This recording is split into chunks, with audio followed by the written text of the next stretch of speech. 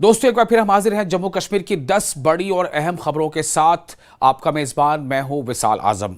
मैं वो तमाम खबरें हमारी कोशिश होती है कि हम लेकर आए जिससे सीधा आपका सरोकार जुड़ा है। कटरा में श्री माता वैष्णो देवी संघर्ष समिति ने रोपवे प्रोजेक्ट के खिलाफ बुध के दिन बंद का ऐलान किया है। समिति का कहना है कि एक दिन के लिए कटरा बाजार की सभी दुकानें बंद रहेंगी। समिति के मुताबिक बाणगंगा के से लेकर चरण पादुका तक यात्रा मार्ग पर मौजूद दुकानदार भी इस बंद का समर्थन करेंगे और अपनी दुकानें बंद रखेंगे। समिति लंबे समय से रोपवे परियोजना का विरोध कर रही है, इसकी मुखालफत कर रही है। समिति का कहना है कि इससे मकामी दुकानदारों और इस रूट पर जितने भी काम करने वाले लोग हैं उनकी रोजी रोटी पर असर पड़ेगा।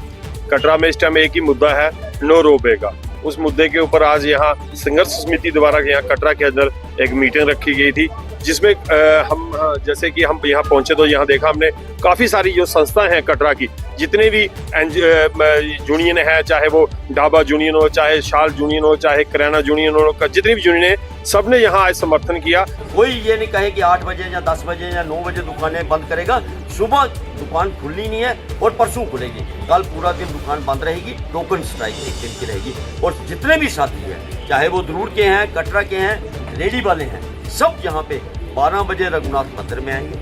अवंतीपुरा में म्युनिसिपल कमेटी के स्टाफ मेंबर्स ने सैलरी न मिलने के मुखालफत में साइलेंट प्रोटेस्ट किया।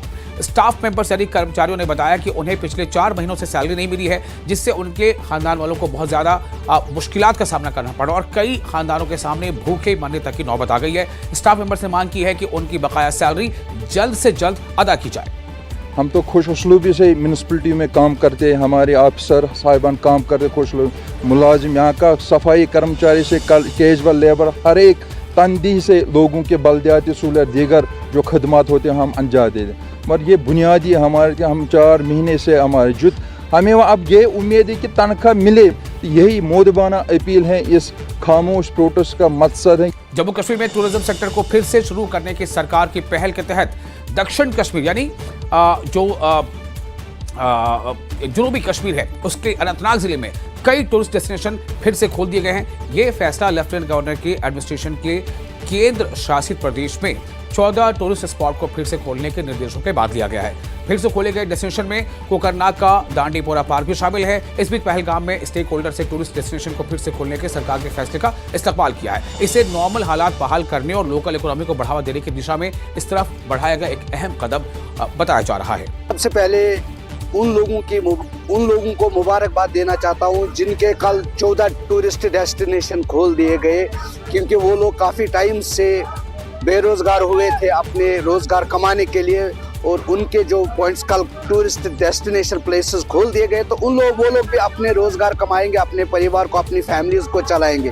और इसके साथ साथ मैं अगर पहलगाम की बात करूं, पहलगाम में भी अगर कुछ पॉइंट्स बंद है, चाहे वो घोड़े वालों का है, चाहे वो ट्रांसपोर्टरों के पॉइंट्स है, उनको भी खोल दिया जाए, क्योंकि अब धीरे धीरे कश्मीर जो अपने होशो हवास में अपनी पटरी पे वापस आया। टूरिज्म भी दिन ब दिन बढ़ रहा है, क्योंकि टूरिज्म का फ्लो भी दिन ब दिन बढ़ रहा है। हम तहे दिल से एलजी साहब का शुक्रिया अदा करना चाहते हैं कि उसने हमारी बात सुनी और दिल गौर से उसका ये पॉइंट्स खोल दिए, और हम इसके लिए उसका शुक्रिया अदा करना चाहते हैं। अनंतनाग के दांडीपोरा कोकरनाग में कई टूरिस्ट डेस्टिनेशन को फिर से खोल दिया गया, जिससे मकामी लोगों के चेहरे खिल गए। वहीं पर्यटन से जुड़े कारोबारियों ने राहत की सांस ली। पहलगाम आतंकी हमले के बाद सुरक्षा कारणों से बंद किए गए कई पर्यटन स्थलों को लेकर बड़ा फैसला लिया गया है। उपराज्यपाल मनोज सिन्हा ने इन पर्यटन स्थलों को आम लोगों के लिए खोलने की मंजूरी दे दी है, जिसके बाद शोपियां में स्नो कार्निवाल का भव्य आयोजन भी किया गया। इस कार्निवाल में बड़ी तादाद में मकामी लोगों के साथ साथ सयाहों की भी अच्छी खासी तादाद यहाँ मौजूद रही। स्नो कार्निवाल के दौरान खेल, सकाफती प्रोग्राम और मकामी तौर पर जो एक तकरीब थी उसका माहौल बना रहा। डिप्टी सीएम सुरेंद्र चौधरी ने देरीना शाहपुर कंडी परियोजना को लेकर के एक बयान दिया है और कहा है कि लंबे वक्त से लंबित शाहपुर कंडी प्रोजेक्ट अब अपने आखिरी मरहले में है और इसके पूरा होते ही खौर और कंडी इलाकों के किसानों को रावी नदी के पानी का सीधा फायदा मिलेगा। उन्होंने इसे किसानों के लिए बड़ी राहत बताते हुए कहा है कि इससे सिंचाई की जो क्षमता है, जो ताकत है, उसमें नाकाबिल बयान इसमें सुधार महसूस किया जा सकेगा। कि हम जम्मू शहर को देंगे, तो इसलिए जो भी पानी हमारा है, चाहे वो रावी का है, चाहे वो चिनाब का, जो पाकिस्तान में फालतू का पानी चाहता है, और उस पानी को डाइवर्ट करके किसानों के लिए पीने के लिए हम यूटिलाइज करेंगे, इसके लिए हम लगे हुए हैं। जम्मू कश्मीर विधानसभा के बजट सेशन के बीच डिप्टी सीएम सुरेंद्र चौधरी का जो मजाकिया अंदाज दिखा वो आपके सामने रखना चाहता हूं। और उन्होंने मीडिया के सवालों का जवाब भी दिया, अलग ही अंदाज में दिया है। क्या सवाल पूछा गया सुरेंद्र चौधरी से, क्या जवाब रहा, ये आप भी सुनें। जम्मू कश्मीर के पंचायत राज्य मंत्री जावेद अहमद डार ने बड़ा बयान देते हुए कहा है कि केंद्र शासित प्रदेश में लंबे वक्त से लंबित पंचायत चुनाव बहुत जल्द कराए जाएंगे। इसके साथ ही बीडीसी और डीडीसी इंतखाबात भी अनकरीब ही इसका भी इनेकाद किया जाएगा।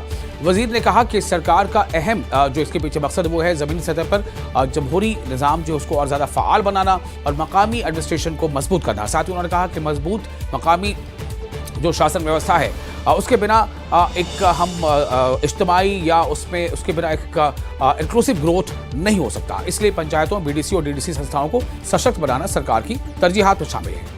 पुलवामा में NH 444 बाईपास पर ट्रैफिक फिर से शुरू हो गया है। 2 महीने पहले NH 444 पर रोड बिछाई गई थी, लेकिन अभी तक इसे वाहनों के लिए खोला नहीं गया था। जहां NH 444 पुलवामा शहर के लिए बाईपास बन गया, वहीं पुलवामा और शोपियां के लोगों को श्रीनगर जाने के लिए पुलवामा शहर का बाईपास मिल गया है। इससे आम लोगों को काफ़ी राहत मिली है। इन सभी मुश्किलों का जो हल था वो इस रोड का जो है खुलना था, और अल्लाह का हम शुक्र अदा करना चाहेंगे अपने डिस्ट्रिक्ट एडमिनिस्ट्रेशन पुलवामा जनाब बशारत कुयूम साहब जो है हमारे वर्दी डीसी साहब, उनका शुक्रिया अदा करना चाहेंगे। अपना जो ऑनरेबल MLA पुलवामा है उनका शुक्रिया अदा करना चाहेंगे। SSP पुलवामा जो है उनका शुक्रिया अदा करना चाहेंगे, और ख़ास कर जो मीडिया जो लोग हैं, क्योंकि आपने भी जो है इसमें अहम रोल अदा किया है। गुरेज में बर्फबारी में गंभीर मरीज को एयरलिफ्ट किया गया और बांडीपुरा में अस्पताल पहुंचाया गया। इंतजामी अफसरान के मुताबिक खराब मौसम और भारी बर्फबारी की वजह से गुरेज घाटी का सड़क राब्ता कटा हुआ था। ऐसे में मरीज को अस्पताल पहुंचाने का एयरलिफ्ट ही एक वाहिद रास्ता और ऑप्शन रह गया था। गुरेज घाटी से अब तक 2 दर्जन मरीजों को एयरलिफ्ट किया जा चुका है, जबकि 500 से ज्यादा मुसाफिरों को सुरक्षित वहां से बाहर निकाला गया है। आगे भी जरूरत पड़ने पर एयरलिफ्ट ऑपरेशन जारी रहेगा। राजौरी में कृषि विज्ञान केंद्र की ओर से केंद्रीय कृषि मंत्री के कार्यक्रम का लाइव टेलीकास्ट आयोजित किया गया, जहां किसानों और कृषि उद्यमियों को नए लॉन्च किए गए AI आधारित प्लेटफॉर्म की तफसील से जानकारी दी गई। बेदारी प्रोग्राम में राजौरी के इलाके में आयोजित किया गया था इस प्रोग्राम को, जहां इसमें शामिल तमाम जो मुकाबिल थे उन्होंने लॉन्च कार्यक्रम का सीधा यानी लाइव टेलीकास्ट देखा। और माहिरीन ने बताया कि भारत विस्तार AI टूल किसानों को रियल टाइम सलाह खिदमात जो है वो मुहैया कराने के लिए तैयार किया गया। यह प्लेटफॉर्म फसल प्रबंधन, कीट नियंत्रण, मिट्टी के स्वास्थ्य और सरकारी योजनाओं से संबंधित मार्गदर्शन उपलब्ध कराता है। श्रीनगर में SSB की 14 बटालियन ने एक फ्री मेडिकल कैंप लगाया। ये कैंप जवाहर नगर में लगाया गया था, जहां लोगों को फ्री हेल्थ चेकअप और दवाइयां दी गई। इस दौरान बहुत से मकामी लोगों ने अपना हेल्थ चेकअप करवाया। इस पहल का मकसद सिक्योरिटी फोर्स और लोकल लोगों के बीच रिश्ते को मजबूत करना रहा। लोगों ने SSB की इस पहल की तारीफ की। हमारी SSB की 14th बटालियन की तरफ से एक मेडिकल कैंप ऑर्गेनाइज किया गया है, जो बिल्कुल फ्री ऑफ कॉस्ट है। हमारे जवान, हमारे फौजी सिर्फ बॉर्डर्स पे खड़ा नहीं रहते हैं, बल्कि जब कम्युनिटी सर्विस की बात आती है या सोशल सर्विस की बात आती है तो इस मैदान में भी ये आगे रहते हैं। हमेशा चाहे नेचुरल डिज़ास्टर आए या ऐसी सर्विसेज की बात आए, ये हमेशा आगे खड़ा रहते हैं लोगों की मदद करने के लिए। एंड जैसा कि सब जानते हैं, जान है तो जहान है।